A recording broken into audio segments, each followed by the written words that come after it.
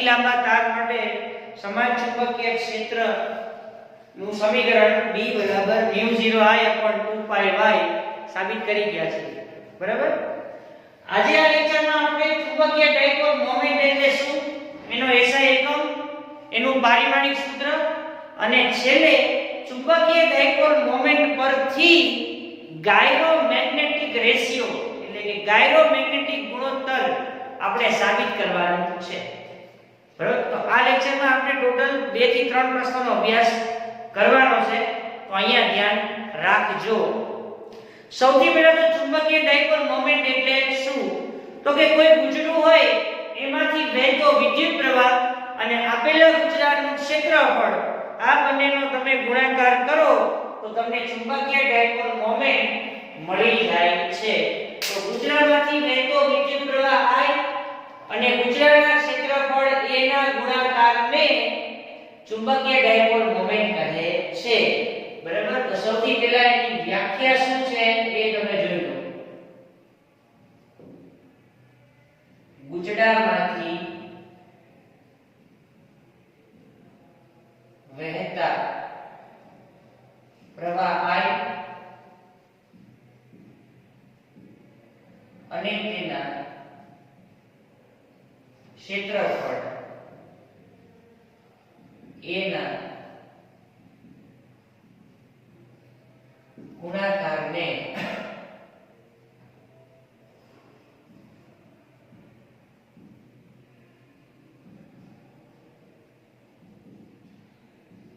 ચુંબકીય dipole moment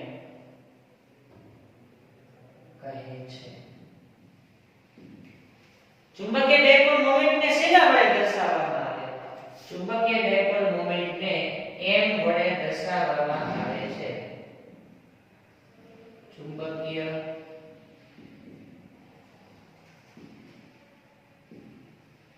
dipole મોમેન્ટને small m વડે દર્શાવવામાં આવે છે. થઈ ગયું? ચાલો, ચુંબકીય ડાયપોલ મોમેન્ટનું સૂત્ર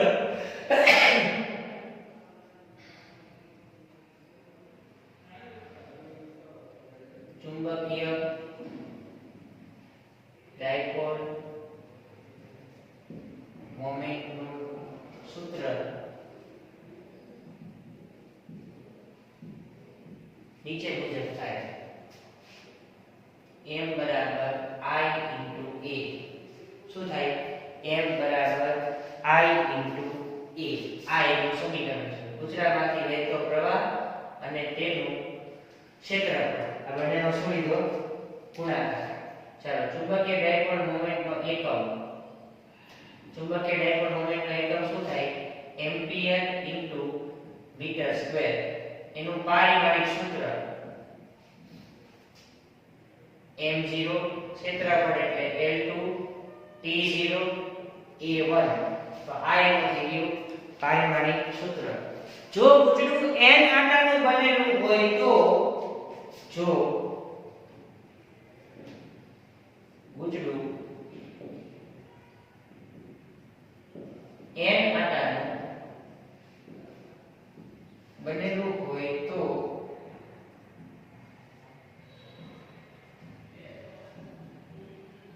ચુંબકીય મોમેન્ટ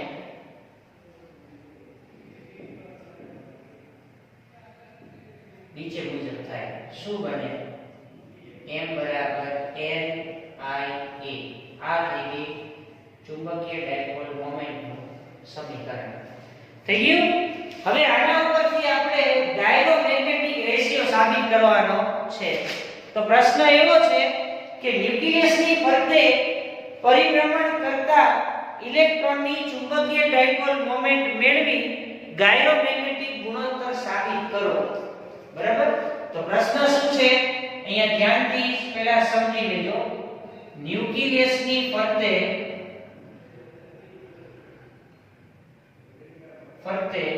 પરિભ્રમણ કરતા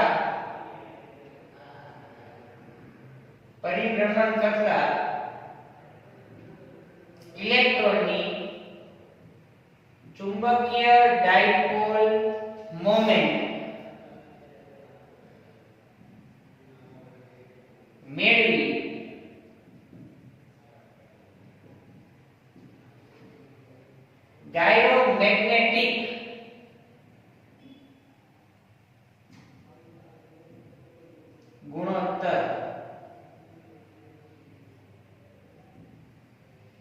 સમજાવો. આ તમારો પ્રશ્ન છે. ન્યુક્લિયસની ફરતે પરિભ્રમણ કરતા ઇલેક્ટ્રોનની ચુંબકીય ડાયપોલ મોમેન્ટ મેળવી ગાયરોમેગ્નેટિક ગુણોત્તર સમજાવો. તો સ્વાભાવિક છે કે ન્યુક્લિયસની આસપાસ ઇલેક્ટ્રોન શું કરતા હોય? પરિભ્રમણ કરતા હોય. તો માની લો કે આ છે શું છે? ન્યુક્લિયસ છે. બરાબર? અત્યારે કયા તત્વના છે એ જાણતા નથી તો અહીં લખી છે +Ze અને અહીંયા નામ આપી દીધી હાઇડ્રોજન પરમાણુ માટે. હાઇડ્રોજનના પરમાણુ માટે.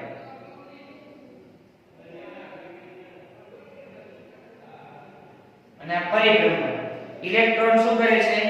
પરિભ્રમણ કરે છે. આ ઇલેક્ટ્રોનનું શું કહેવું આપણે અહીંયા? પરિભ્રમણ. v જેટલા વેગથી પરિભ્રમણ કરે છે. એની ત્રિજ્યા તમને આપેલી છે r. તો આ કેન્દ્રથી લઈ અને અહીંયા સુધીની ત્રિજ્યા તમને આપેલી છે r. બરાબર? ઇલેક્ટ્રોનનો આપણે વેગ લઈ લઈએ. કેટલો વેગ લઈ? v જેટલો આપણે એનો વેગ લઈ લઈએ.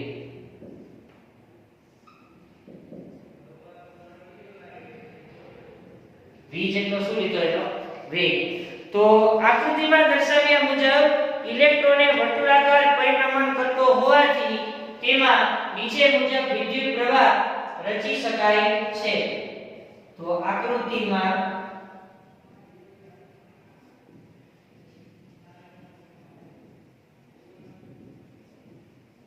દર્શાવ્યા મુજબ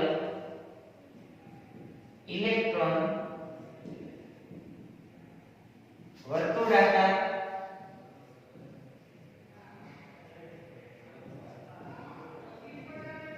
કરતો હોવાથી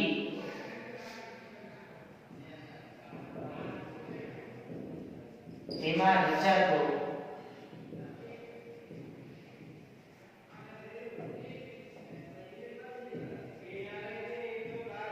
નીચે મુજબ થાય છે. I q ના છેદમાં t અને E ના છેદમાં t.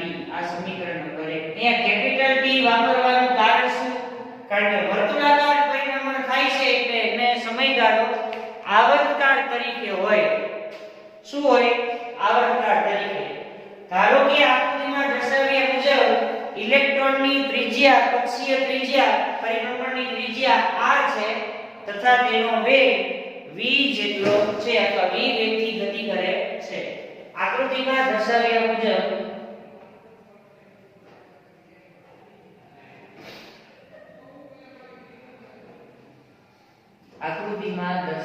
મુજબ ઇલેક્ટ્રોનની કક્ષીય ત્રિજ્યા સ્મોલ r છે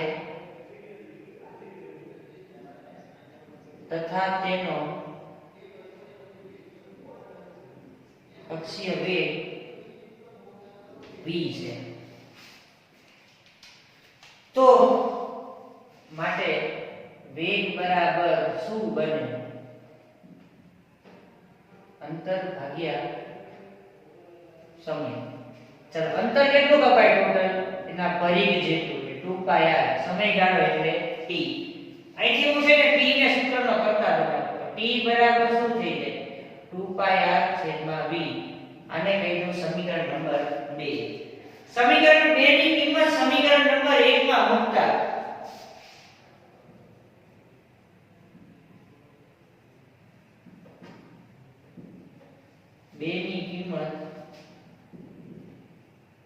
સમીકરણ 1 માં મૂકતા શું બને?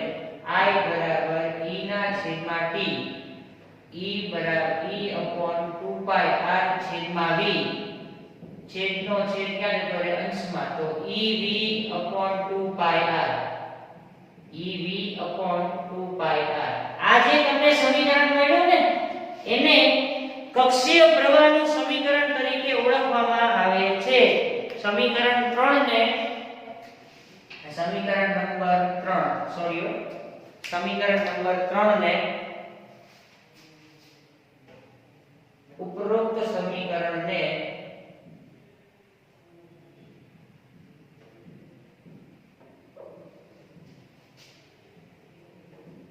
ઇલેક્ટ્રોનના કક્ષીય પ્રવાહ તરીકે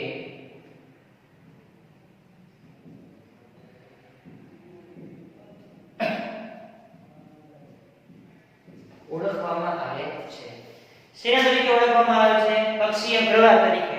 હવે સ્વાભાવિક છે કે કક્ષીય પ્રવાહ હોય તો એના કારણે પ્રવાહ હોય ક્ષેત્રફળ તો છે તો શું મળે તમને? ચુંબકીય ડાયપોલ મોમેન્ટ. તો આવા વિદ્યુત પ્રવાહને લીધે ચુંબકીય ડાયપોલ મોમેન્ટ ધરાવે છે. આવા પ્રવાહને લીધે ઇલેક્ટ્રોન ચુંબકીય ડાયપોલ મોમેન્ટ ધરાવે છે, જેને નીચે મુજબ દર્શાવી શકાય છે. આવા વિદ્યુત પ્રવાહને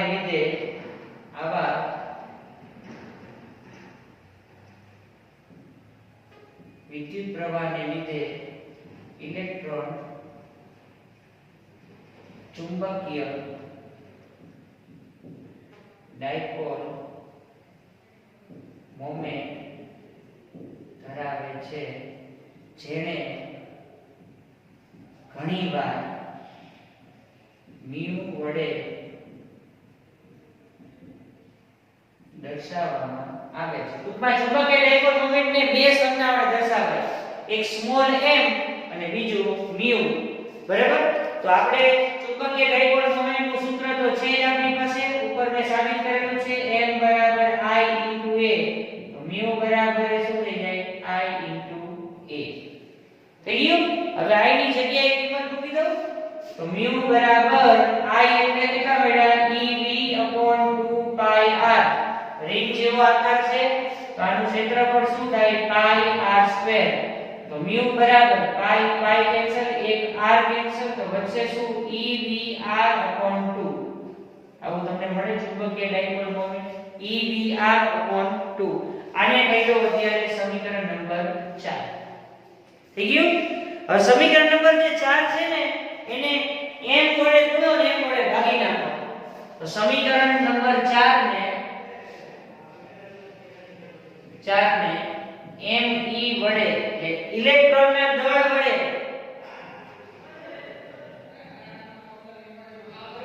ગુણતા અને ભાગતા. બરાબર? સમીકરણ 4 ને me વડે ગુણતા અને ભાગતા. બરાબર? તો અહીંયા ધ્યાન રાખજો. ચલો mu બરાબર e me v * r છેદમાં 2me. me વડે ગુણ્યા અને me વડે ભાગી નાખ્યા. બરાબર? me વડે આપણે ગુણીશું, me વડે આપણે ભાગીશું. આને હું અત્યારે કહી દઉં સમીકરણ નંબર 5. બરાબર? હવે શું થાય? ધ્યાન રાખજો. તમે ધોરણ 11 માં કોણીય વેગમાનનું સૂત્ર જોઈ ગયા છો. કોણીય વેગમાન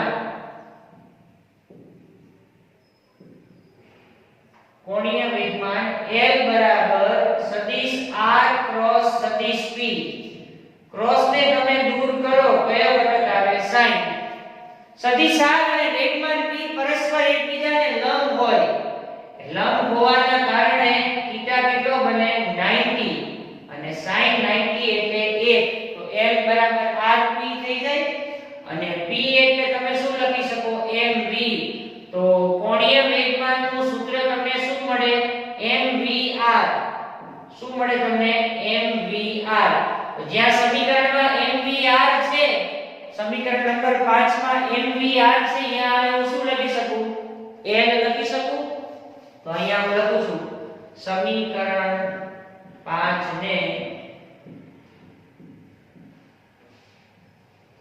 નીચે મુજબ લખતા mu બરાબર e mvr ની જગ્યાએ શું લખી શકું? L લખી શકું. કોણીય વેગમાન L છેદમાં 2me તો છે. ચાલો L mu / L અને છેદમાં લઈ ગયા તો વચ્ચે શું? e/2me. તો આ જે તમને ગુણોત્તર મળ્યો સમીકરણ નંબર 6, એ ગુણોત્તરને ગાયરોમેગ્નેટિક ગુણોત્તર તરીકે ઓળખવામાં આવે છે. સમીકરણ નંબર 6 ને સમીકરણ નંબર 6 માં e/2me ને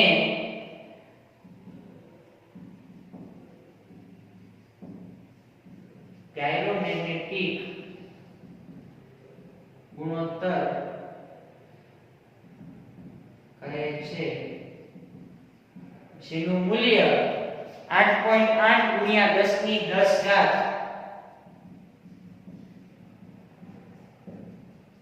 કુલમ પ્રતિ કેજી જેટલું અચળ મળે છે. તો અહીંયા તમારા બીજા બે પ્રશ્ન પણ પતી ગયા. હવે આવશે બોહરની અધિતર અને બોહર મેગ્નેટોન. બરાબર, નેક્સ્ટ લેક્ચર થી આપણે અહીં ચાલુ કરશું. Okay, thank you.